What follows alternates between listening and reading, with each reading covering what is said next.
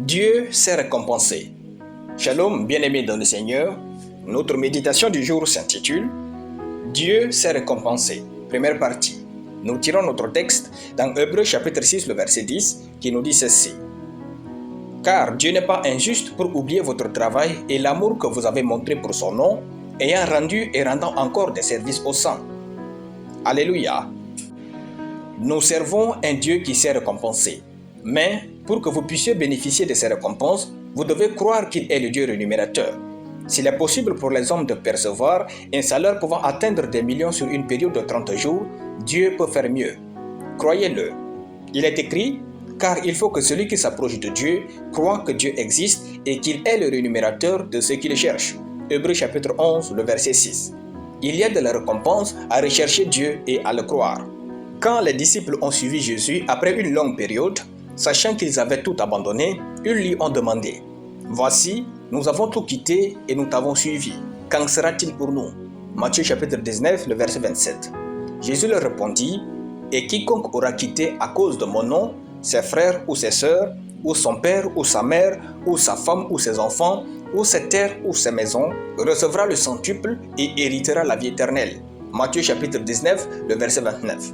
Dans l'évangile de Marc, il est écrit « Ne reçoivent au centuple, présentement dans ce siècle-ci, des maisons, des frères, des sœurs, des mères, des enfants et des terres avec des persécutions, et dans le siècle à venir, la vie éternelle. » Marc chapitre 10, le verset 30. Lorsque vous aimez Dieu et le servez, il ne vous récompensera pas seulement après votre mort, mais dès votre vie, vous avez droit à sa récompense. Alors, ne vous découragez pas dans ce que vous faites en ce moment pour Dieu et pour sa parole. Avez-vous fait preuve de passion, d'amour et de diligence envers les hommes de la part de Dieu et vous avez été récompensé par le mépris, l'ingratitude, l'oubli et les accusations?